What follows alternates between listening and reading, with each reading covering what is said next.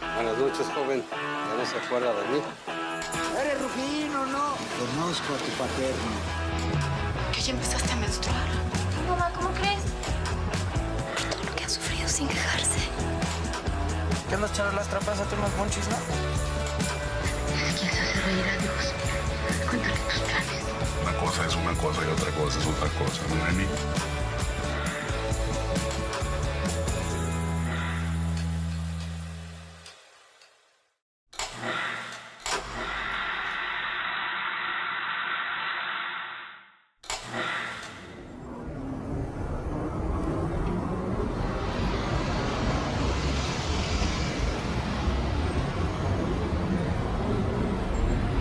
Mil nubes de paz cercan el cielo, amor jamás acabarás de ser amor. Es una película realizada en 2002 por Julián Hernández como director y guionista. Fue producida por Roberto Fiesco para la Cooperativa Cinematográfica Morelos y contó con el apoyo para su producción de organismos estatales como el IMCINE, el FONCA y la UNAM, e internacionales como las fundaciones Rockefeller y MacArthur. Esta cinta nos narra las experiencias homosexuales nada gratificantes de su protagonista Gerardo, torturado por el recuerdo de un amante que lo abandonó en su deambular por una ciudad de México, hostil y amenazante.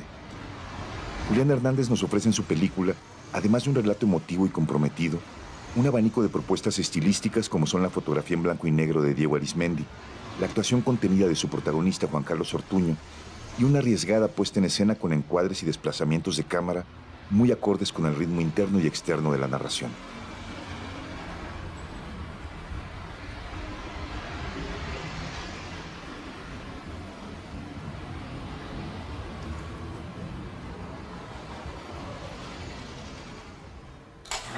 Lo que tengo muy claro es que salimos del CUEC más o menos en el año 95, ¿no? Habíamos conformado algo que en ese momento se llamó la Cooperativa Cinematográfica Morelos, ¿no?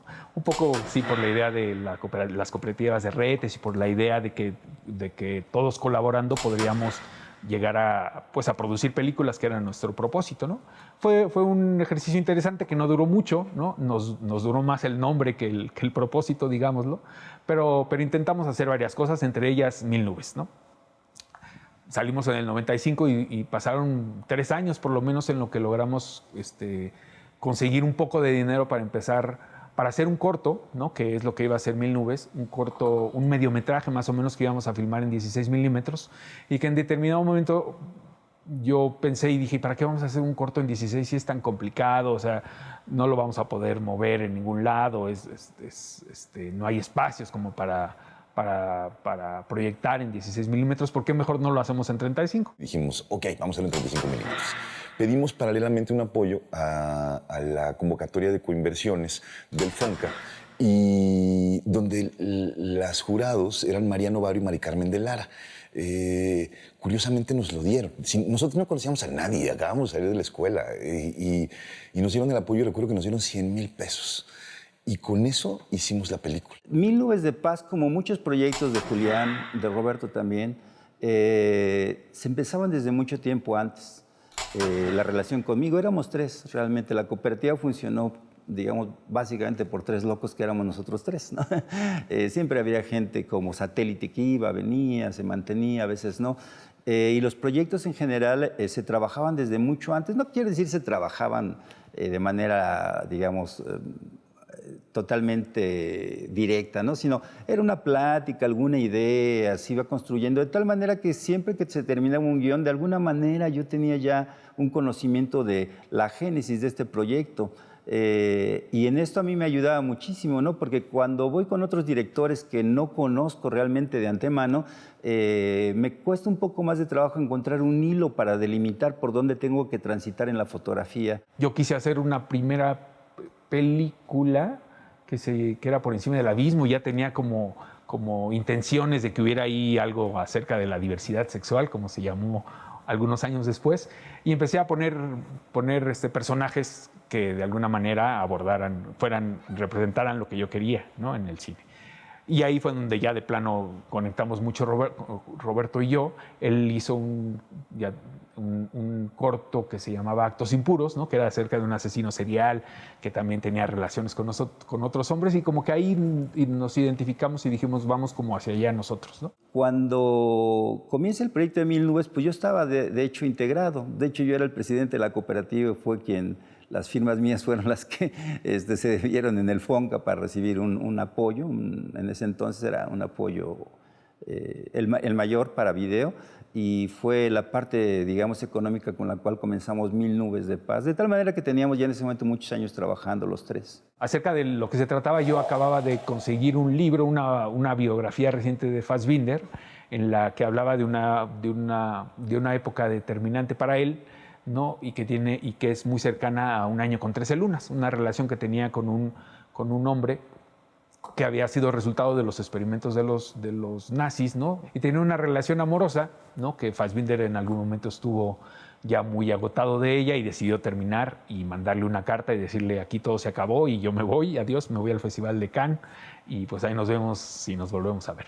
Y entonces el muchacho entró en la vida real en una depresión de varios días en la que al parecer no entendía lo que decía la carta y iba por recorriendo los bares y los lugares que conocía con Fassbinder, intentando que alguien le explicara qué es lo que en realidad decía, ¿no? Si volvería o no, o qué pasaría, o qué iba a pasar, según Fassbinder le decía en la carta. Y a partir de eso escribí la historia de lo que era Mil Nubes, el mediometraje. En medio del silencio y de la escasez de diálogos, pues hay una historia, que no necesariamente es una historia contada de una manera pues de 3 actos y convencional, digo, aristotélica. ¿Cuándo nos vemos? Yo te llamo. Toma.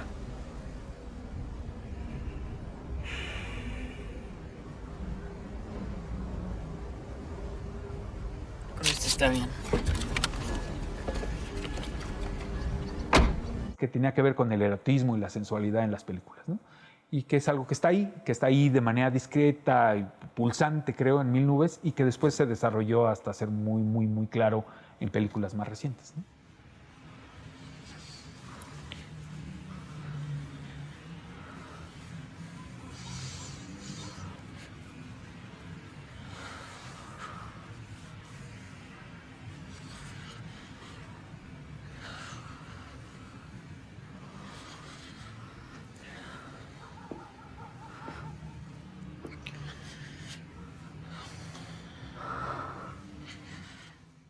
Eso un poco se fue tal vez perdiendo como en el camino, pero en ese momento sí había como una necesidad de experimentar formalmente sobre lo que hacíamos y que creo que en el caso de Julián pues se ha seguido conservando, él ha sido muy fiel. Pero en ese momento sí, a mí en lo particular me interesaba como quitar un cierto estereotipo que había acerca de los personajes, de este tipo de personajes, ¿no? De este tipo de historias también. Hubo muchas complicaciones, yo estaba empeñado en filmar en blanco y negro porque había leído por ahí, ahora ya no recuerdo quién lo decía, que lo fundamental era como aprender a como dominar el blanco y negro, el claroscuro, la gama de grises, y que después eso te permitiría con mayor conocimiento abordar y asumir y afrontar el color, ¿no? Bueno, pues seguramente fue Antonioni y fue alguien por ahí, ¿no?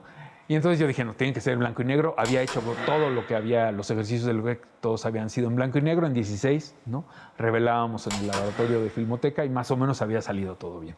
Para mí es más interesante trabajar el blanco y negro porque básicamente es como un grabado. Es como el trazo, más que la pintura. En cambio, el color es la pintura o la acuarela, ¿no? Entonces, es diferente el proceso y el interés, o más bien el resultado que esperan de ello.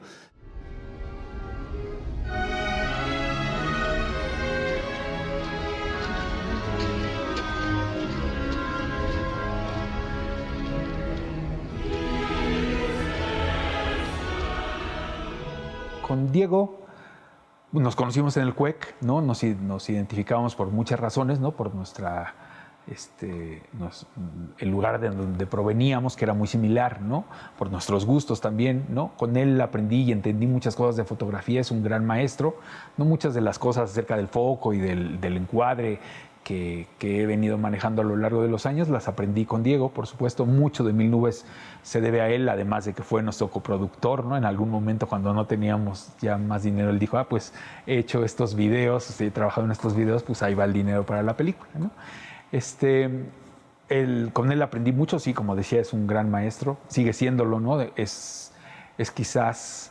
Sí, con él entendí mucho el blanco y negro. Alguna vez leí algo de... Era un pequeño librito del maestro Figueroa, de Gabriel, y hablaba sobre este hecho en los años 50, justo cuando, digamos, teníamos un gran blanco y negro en México, ¿no? Yo creo que tuvimos uno de los mejores blanco y negros de cine en el mundo, ¿no? Teníamos grandes directores de fotografía y hermosos trabajos, ¿no? Él hablaba justamente de acercarse a la pintura de los muralistas, ¿no? De toda nuestra tradición pictórica anterior. Me pareció como muy interesante el texto. Sin embargo, creo que no se logró hasta que precisamente de las dos escuelas de cine, el CUEC en su momento y posteriormente el CCC, comenzaron a egresar los cuadros, ¿no? de directores de fotografía que vinieron a cambiar como el panorama. A mí me parece que yo pues nací de eso, ¿no? De esa parte, de esta primera generación que hizo mucho esfuerzo, no solo para estar en México y hacer un buen cine en color, porque creo que así fue, desde mi punto de vista, la academia, la escuela, ha dado como resultado grandes directores de fotografía, ¿no? Y en otras áreas, evidentemente, el cine creció de esa manera. Y la fotografía en particular creo que creció así en color. Nos hizo como una forma muy diferente a lo que tradicionalmente teníamos como un gran cine, que era el blanco y negro. Eso, más el apoyo de Arturo de la Rosa, que generosísimamente nos prestó la cámara de 35, de Fernando Hernández, de Revolution, que nos prestó el equipo de manera gratuita. Y ahí llegó nuestro primer móvil, recuerdo, rentado de Gesisa, que jamás habíamos tenido un móvil. Éramos un equipo de 12 personas los que hicimos esa película, ¿no? Y todos hacíamos un poco todo. O sea, yo producía, hacía foto fija, pedía permisos, iba por la comida que hacía mi mamá, le llamaba a los actores, y así todos teníamos como 10 labores distintas, para hacer la película. Y fue una experiencia muy enriquecedora, la verdad, porque nos dimos cuenta después de hacer la primera etapa de rodaje, que fueron 2 semanas, que la historia ya había quedado, como todas las películas de Julián, como de 35, 40 minutos, y sabíamos que que un corto de esa duración, era un corto que no tenía como ningún sentido hacer. Hubo un momento muy duro cuando intentábamos acabar Mil Nubes y hacer algo con esa película en la que sí, o sea, éramos como solos contra el mundo, ¿no?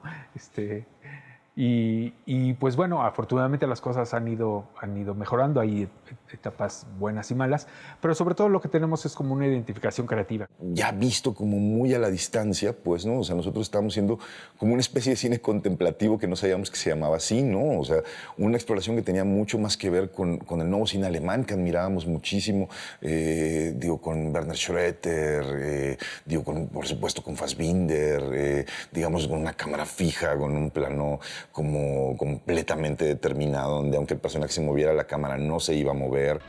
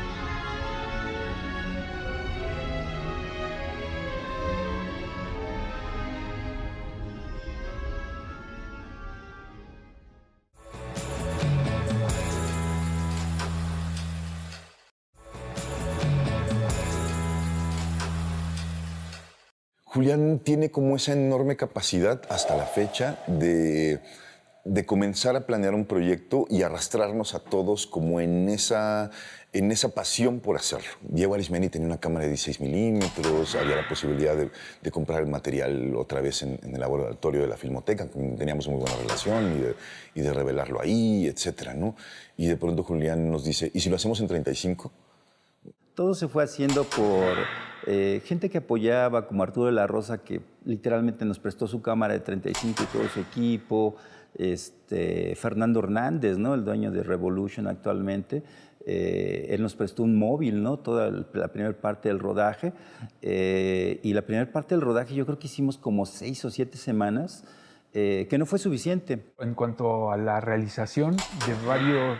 Teníamos muy poco equipo, ¿no? A veces contábamos con un dolly, ¿no? Yo todavía no era el apasionado del dolly como lo soy ahora, ¿no? Que de manera muy reciente me obligué a mí mismo a hacer una película sin dolly, un cortometraje, para un poco bajarme de ahí, de esa suerte como de seguridad que me daba el poder mover la cámara por donde yo quisiera, ¿no? Fue una experiencia interesante. En el caso de Mil Nubes lo teníamos muy pocos días, pero cuando me acuerdo mucho en particular como de los cambios temporales, ¿no? Que era algo que también me gustaba y que había intentado en el CUEC y que no me habían salido del todo bien. Entonces, el dinero se acabó, el dinero se acabó y había que juntar dinero, porque así formamos la cooperativa Morelos. Cuando alguien tenía un poco más, nunca llevábamos una contabilidad de todo esto, ¿no? O sea, a veces Roberto tenía, a veces Julián, a veces yo, a veces 2 de los 3, y así vamos financiando, ¿no? Parte de los proyectos. De esta manera, Mil Nubes de Paz, como si era 35, había que hacer una inversión un poquito más fuerte,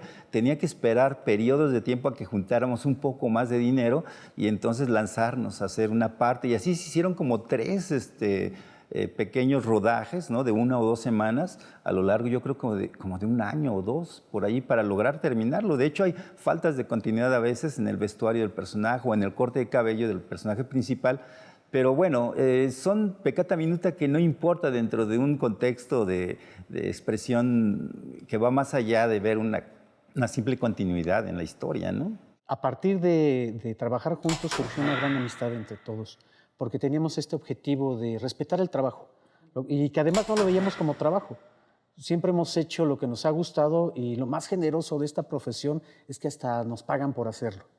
Y Mil Nubes es una maravilla porque hubo días en que dormíamos 3 horas, 4 horas, los que podíamos dormir, porque de repente conseguían el equipo, que ya se consiguió la cámara, ya se consiguió más material para seguir filmando, hay que hacerlo ahorita, así como va, ya. Y así eran las llamadas, ¿no? Nada más llegaba uno a la casa de ustedes, ya vine como este personaje de Ismael Rodríguez, ya vine vieja, ya voy vieja y vámonos. Entonces, yo te llamo. ¿Te tienes que ir tan pronto? Voy a mi casa. Luego nos vemos. Está bien. ¿Qué? No, está bien. Luego nos vemos. ¿Mañana no puedes? Bueno. Mañana a las 5 en el puente. Adiós.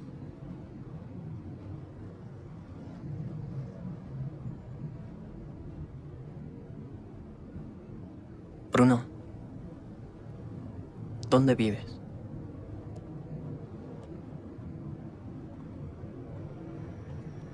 Ciudad Azteca.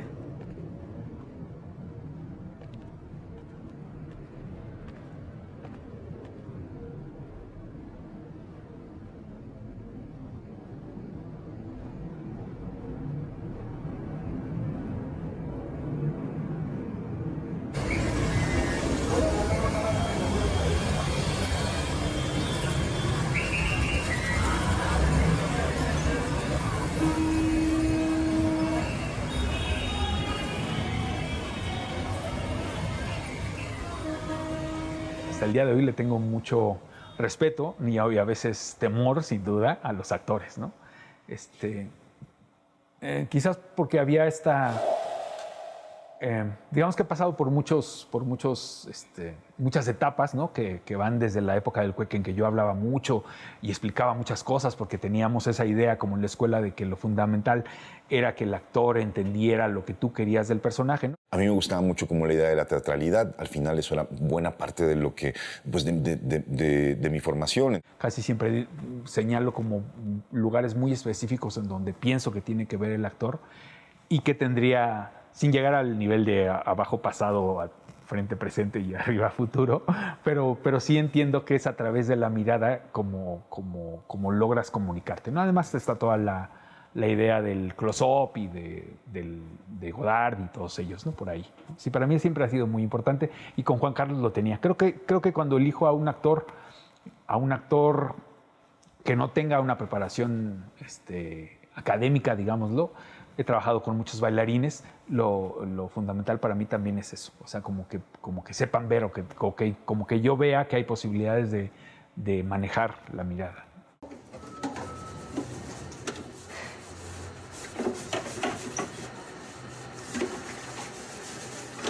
Me imagino la vida que llevas en la calle. ¿Quién te mandaba a salirte de la escuela, De seguro te pasas todo el día en la calle, dando vueltas, rodeado de vago. Si no querías estudiar, por lo menos consíguete un trabajo decente, un trabajo de porvenir.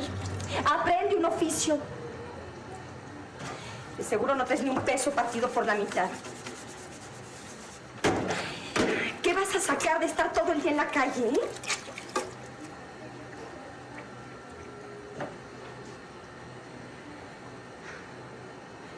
¿Quieres algo de comer?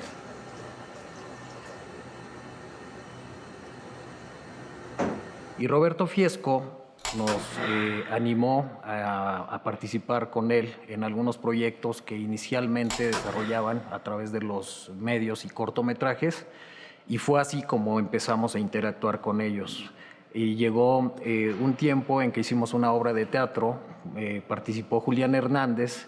Recuerdo que hubo una adaptación de una obra de teatro de El Grito, creo que se llamaba, y ahí es donde inició toda esta aventura, hasta que llegó el proyecto de Mil Nubes y pues entramos a trabajar con ellos. Fue una racha de obras de teatro una tras otra que no paramos, y de repente se empezó a gestar este proyecto.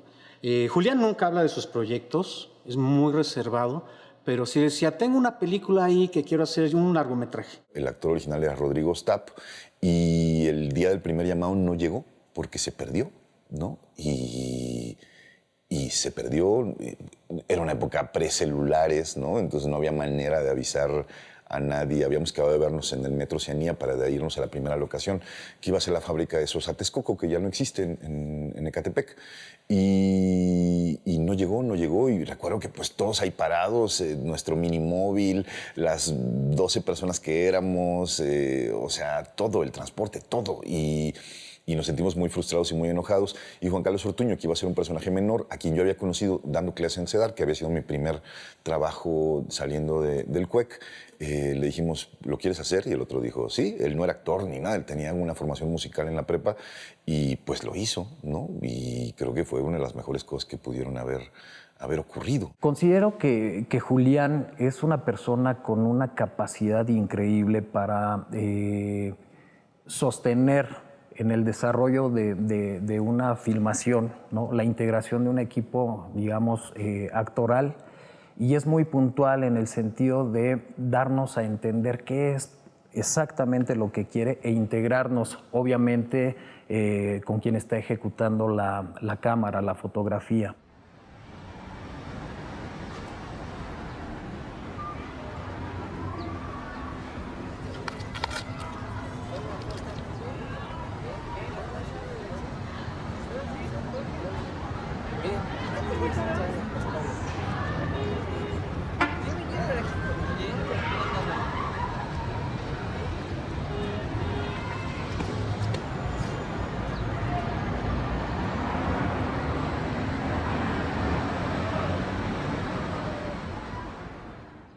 Fue algo inesperado, realmente. Cuando tuvimos la oportunidad de leer el guión, Me impactaba algunas situaciones dentro del mismo, porque efectivamente en ese momento no teníamos mucho alcance para comprender en particular pues, la intención cinematográfica que tenía a través de este guión Julián Hernández, porque no sabíamos mucho de él, ¿no?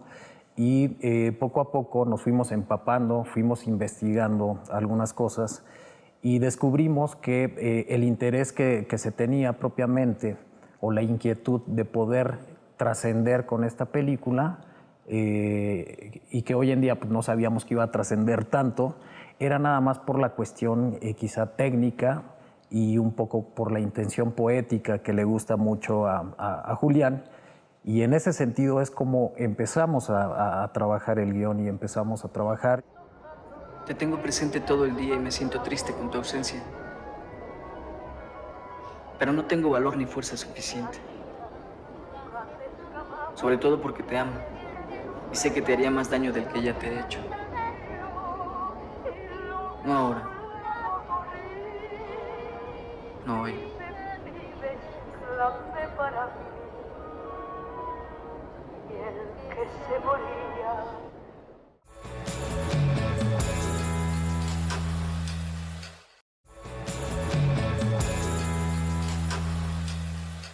Empezamos a trabajar el guión y empecé a comprender un poquito la identidad psicológica del personaje, porque finalmente era una cuestión compleja, hablar en la forma, en cómo quería transmitirlo Julián a través de las imágenes, porque recordemos que estaba muy acotado de textos, de diálogos, ¿no? Entonces nos apoyamos de Julián, me apoyé de Salvador Álvarez y por ahí de algunos otros compañeros que estuvieron trabajando conmigo para poder desarrollar y entender el personaje. Todos los actores que hacemos personajes gays en la película de Mil Nubes somos heterosexuales. Y el único actor gay que participa en la película hace un rol de heterosexual. Nada, pasaba por aquí. ¿Dónde andabas? Por ahí.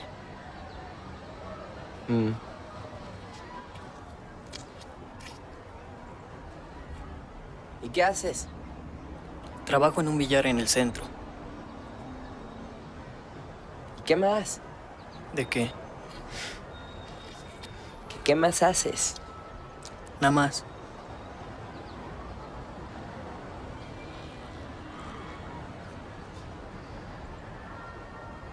¿Y qué haces ahí? ¿Por qué mejor no te regresas a tu casa? Ya estuvo bueno de dárselas de muy independiente, ¿no?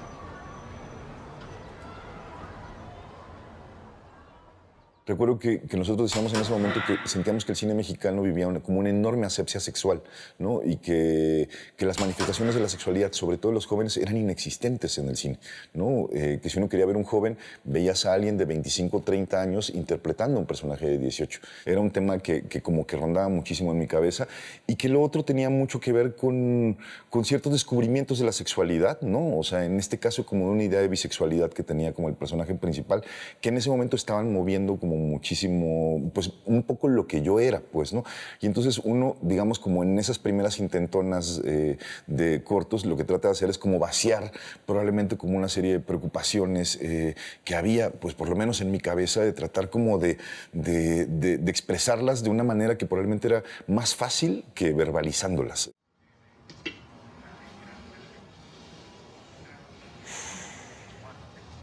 A mí no me engañas. Se te ven los ojos.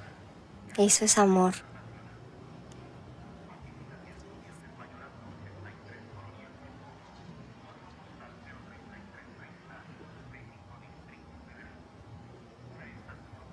¿Qué pasó con el muchacho del otro día?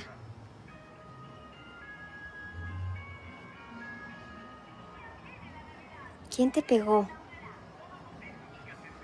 Tú de veras no entiendes. ¿Con qué gente te andas metiendo?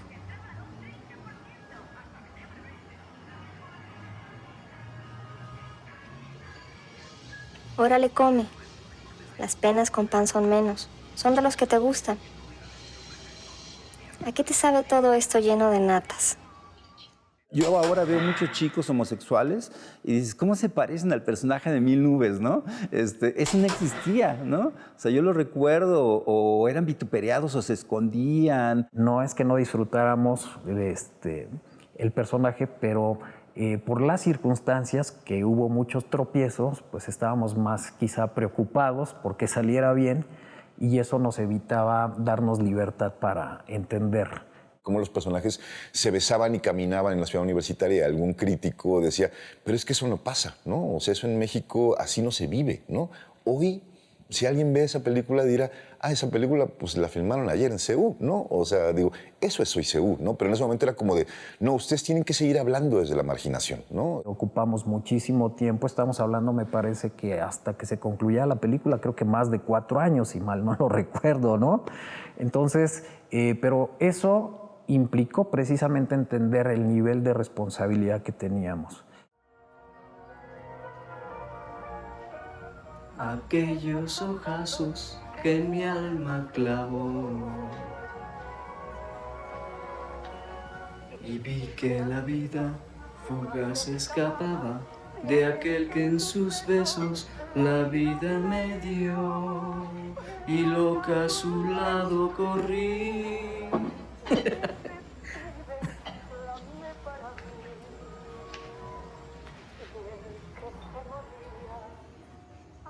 Te gusta mucho, ¿verdad? ¿Por qué?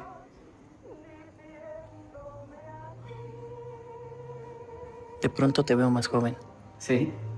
Sí, como un niño. ¿Por qué dices eso? No sé. ¿Cómo? Bueno, sí sé.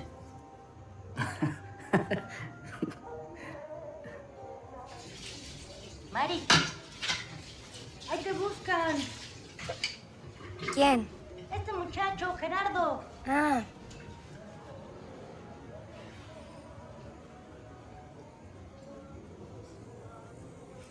Bueno, muchachos, ¿qué van a ordenar? Eso fue lo primero que produje. Esa fue como la primera vez que me enfrenté a la producción.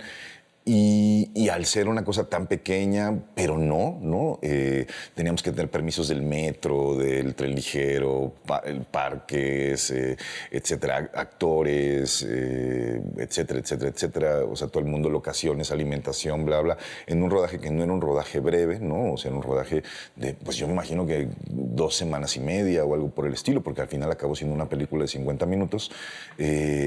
Pues me empecé a enfrentar a algo que nunca había vivido, ¿no? O sea, que era como tener una responsabilidad desde otro lado que no era pues quizás el lado más, o aparentemente más creativo de las cosas, ¿no? Nuestra formación en producción en el CUEC había sido una formación muy por encima, ¿no? Recuerdo un par de clases con Tony Rubio, que luego desapareció, con Leonor Álvarez, que me parece que ella sí, curiosamente, que era una productora muy del ayer, ¿no?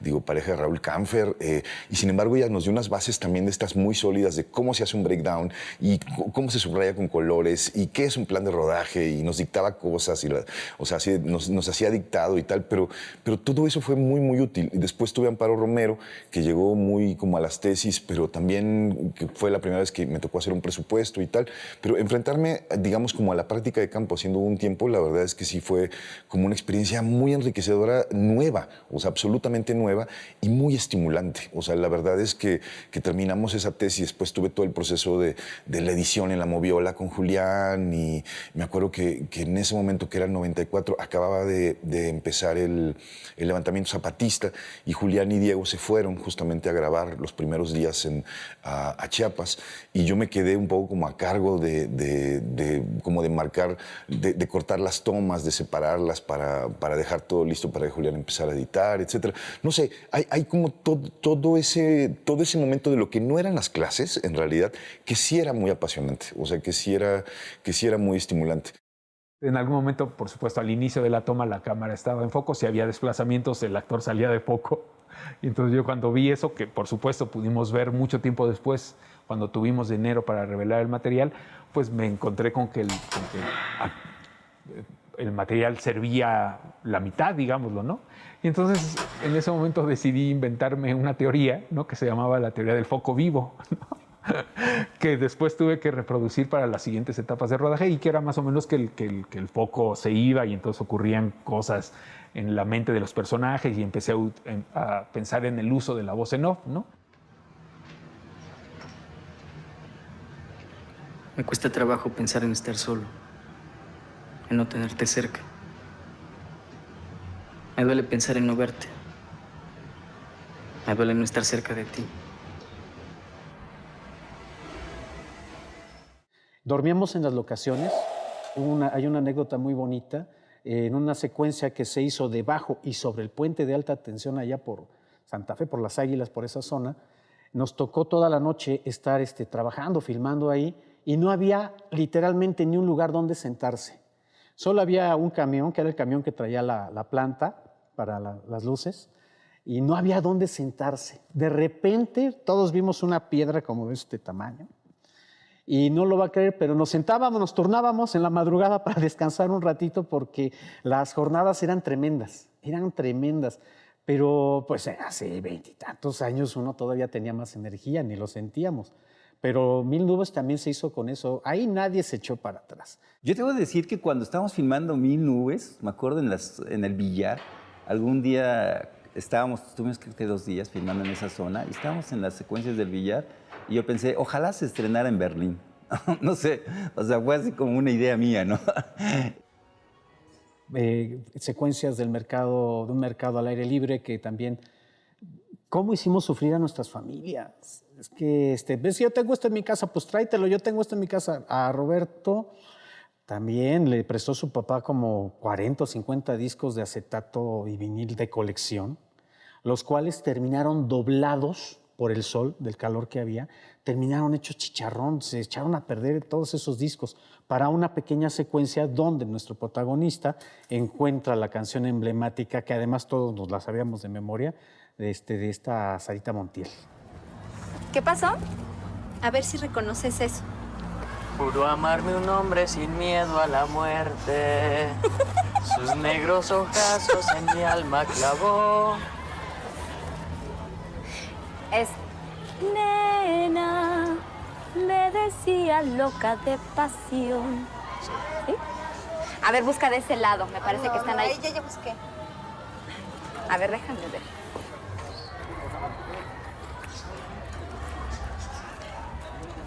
¿Es este? Sí, este es. La música era una apuesta a hacer una suerte como de contrapunto con lo que tenemos, con la idea que tenemos preconcebida de lo que sucede en ese sector social, ¿no? De la música que debería corresponderle.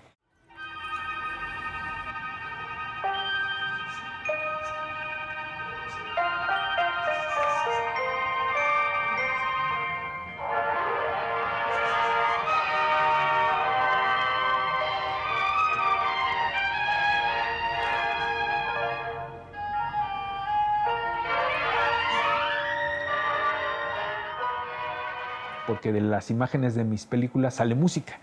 Y entonces para él es muy sencillo decir, sí, claro, no porque traduzca lo que yo puse, sino porque le sugiere cosas, ¿no? También me comentó que hay actores y actrices, que a veces hay actores que generan ruido, ¿no? Y actores que generan música. Oye.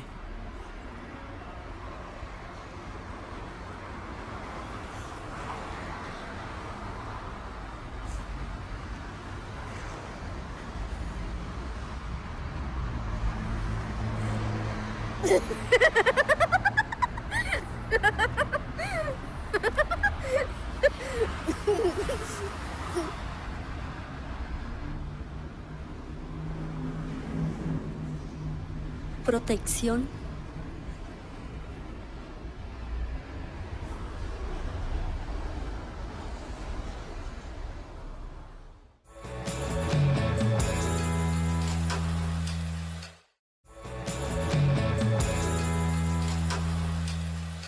Ya se había dado el wrapper off de la película, todos estábamos muy tranquilos y llega un día Julián, una mala noticia, el laboratorio pues, echó a perder una lata de la película. Tenía medio año, no, ya casi 8 meses que habíamos terminado la película. Pues a los 8 meses, otra vez disciplina y demás a bajar de peso en menos de un mes, y vámonos a la misma locación. Fue terrible porque toda la locación ya estaba cambiada, que fue al ladito del Metro Talismán. Y sobre todo porque Julián decidió hacer unas tomas en una barda que tenía cierta publicidad, y cuando no estaba todo como anteriormente, pues ni modo, vamos a tener que entrarle. Y le entramos, y la maravilla de la edición logró que se recuperara esa escena sin ningún cambio.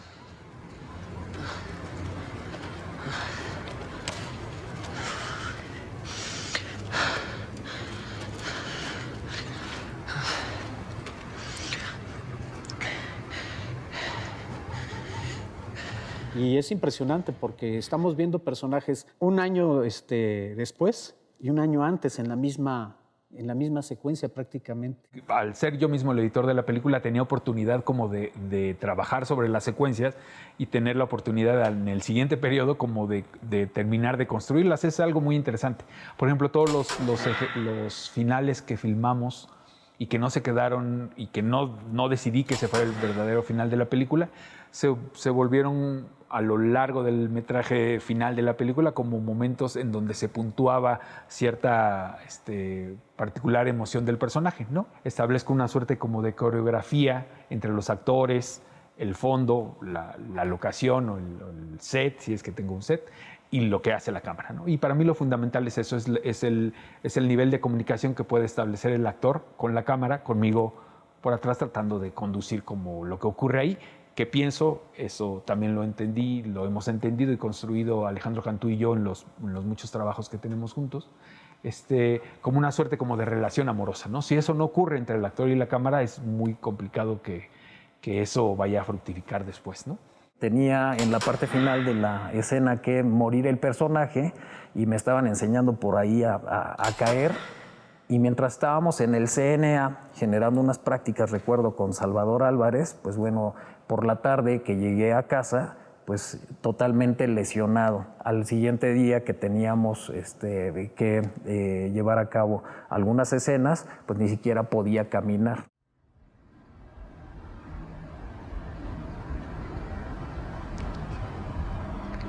¿Cómo has crecido?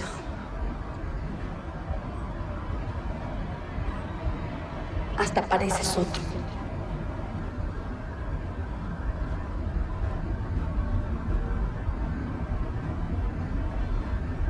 ¿Sabes dónde encontrarlo?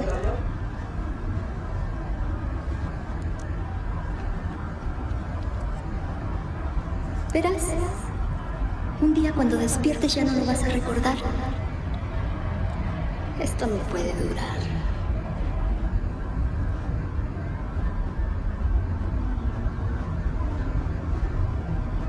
A mí no me engañas. Se te ven los ojos. Eso es amor.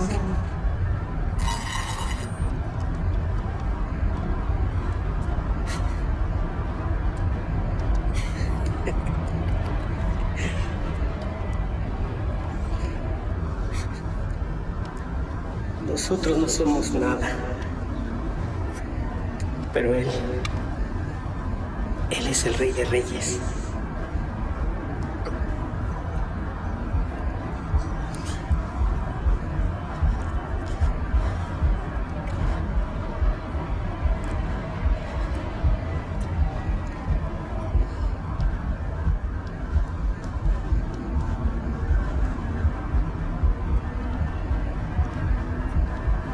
Voy a seguir en contacto contigo. No tengo miedo porque sé que pronto vas a estar cerca de mí. Porque sé que tendremos que estar juntos. Es una certeza. Así simplemente. Como el amor. Te daño. Te amo.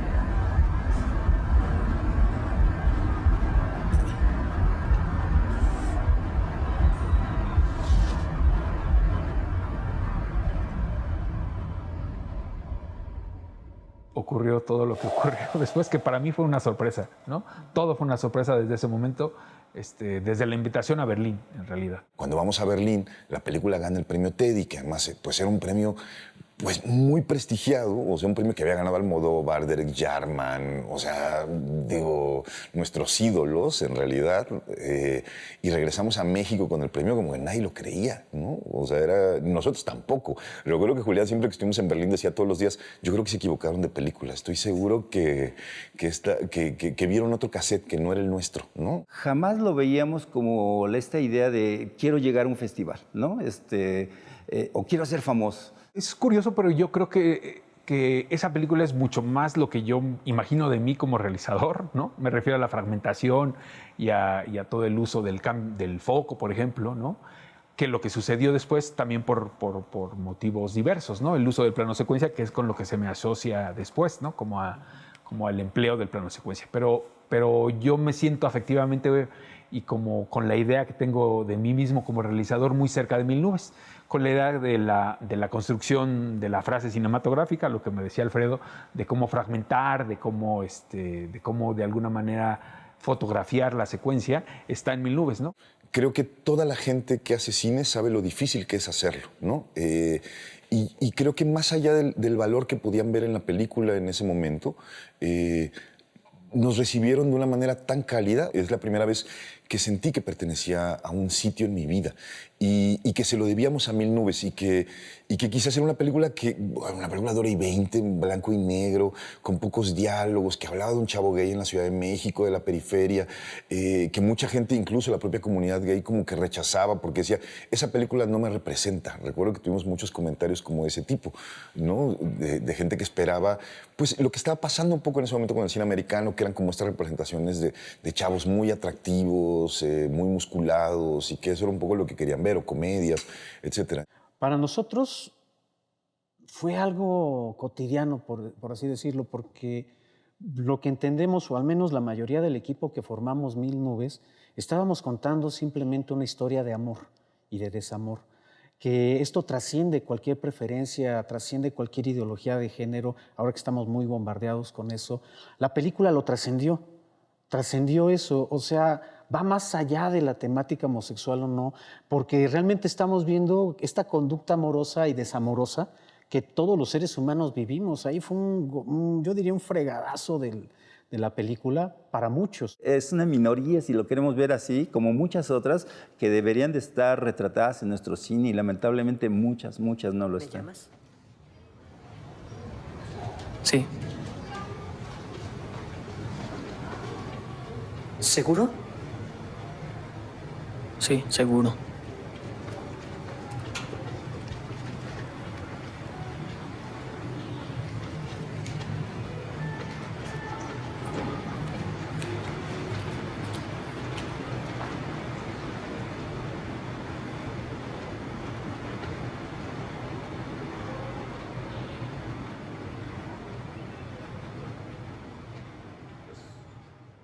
Todos los que participamos ahí hasta la fecha nos vemos con mucho gusto, porque nuestra piedra angular es Mil Nubes. Estoy contando una historia que me interesa que alguien vea en algún momento y que en el mejor de los casos se sienta identificado en algún sentido con ella, ¿no? Lo que quisiera decir es gracias por esa experiencia que no pensé que llegara a trascender demasiado. Y siento gratitud por el simple hecho de haber formado parte de este equipo. Yo recuerdo que en la escuela había en el CUEC había una película de temática homosexual que lamentablemente era muy mala en términos técnicos. Y yo siempre imaginé que se deberían de hacer grandes películas con este tipo de temática en México, ¿no? No vituperarla ni por ser una película homosexual hacer cualquier tipo de fotografía. No, al contrario, hacer una gran fotografía con esto. Y creo que lo logramos con Mil Nubes de Paz, ¿no? Algo que escribió Ayala Blanco a raíz de la segunda película del Cielo Dividido y que de alguna manera me define, ¿no? Y que me gustó en el momento que lo leí y que decía algo así como Julián se empeña en destruir todo lo que ha conseguido con la nueva película, lo que consiguió con la anterior, ¿no? Y es algo que me gusta pensar, ¿no? Me gusta pensar que soy alguien que siempre está intentando como... Yo suelo decir que intento encontrar nuevas formas de mirar, ¿no? De mirar algo que hay un hilo conductor en todas mis películas, creo que es muy claro, pero siempre intento encontrar una nueva manera de ver eso mismo, ¿no? Y de comunicarlo, por supuesto. Hoy curiosamente, a la luz de muchas cosas que han pasado, sobre todo con el movimiento feminista y su afirmación en México, y que nosotros intentamos también tomar como otros caminos que diversificaran nuestro trabajo, como Rencor Tatuado, como La diosa del asfalto, que eran películas que estaban hablando, digamos, sobre mujeres, ¿no? Y que sentimos un poco el rechazo de buena parte del movimiento feminista. Dijimos, pues zapatero a tus zapatos, o por lo menos es lo que yo pensé, ¿no? O sea, dije, jamás, o sea, mejor seguir haciendo las películas de las comunidades que siguen siendo marginales en un país donde tenemos el segundo lugar en crímenes de odio hacia personas trans y hacia personas homosexuales. Pues hay que seguir haciendo ese camino. Es decir, hay una parte de ese activismo cinematográfico que nunca fue activismo como tal, sino era pues más bien una manera de manifestar cosas que creíamos, que me parece que sigue siendo necesario, ¿no? Lamentablemente, ¿no? Y que creo que también son las historias que seguimos conociendo, son los espejos en los que queremos seguirnos reflejando, o sea, son el día a día de lo que vivimos, y que creo que pues hay que seguir hablando de eso. No lo sé, me resulta muy complicado, ¿no? Aún, como decía antes, mucho tiempo después de acabar las películas, a veces como que las veo y digo, ay, mira, entendí esto, ¿no? O sea, como que me cayó este 20 acerca de esa película que hice, ¿no? Creo que hay intereses que permanecen y que son más actuales, quizás, que en el momento en que hicimos las películas, por el momento social en el que vivimos, por la intolerancia, ¿no? Que se respira y que se vive. Creo que está bien. Regresé un poco después de las películas mujeres, regresé a los personajes masculinos por diversas razones, ¿no? Pero creo que era necesario, ¿no? No porque mi punto de vista sea necesario, sino porque contribuye un poco a una visión muchísimo más amplia de la que había cuando Roberto y yo empezamos, ¿no? En ese momento éramos 5 o 6 personas que hacíamos películas abordando estos temas. Ahora hay una multitud muy diversa de realizadores que lo están haciendo, realizadores y realizadoras que lo están haciendo. Pero creo que no está de más que también haya un punto de vista de alguien que tiene un ratote haciendo estas cosas, ¿no? Creo que lo que me parece afortunado es que pueden ser películas que siguen siendo vigentes después de tanto tiempo.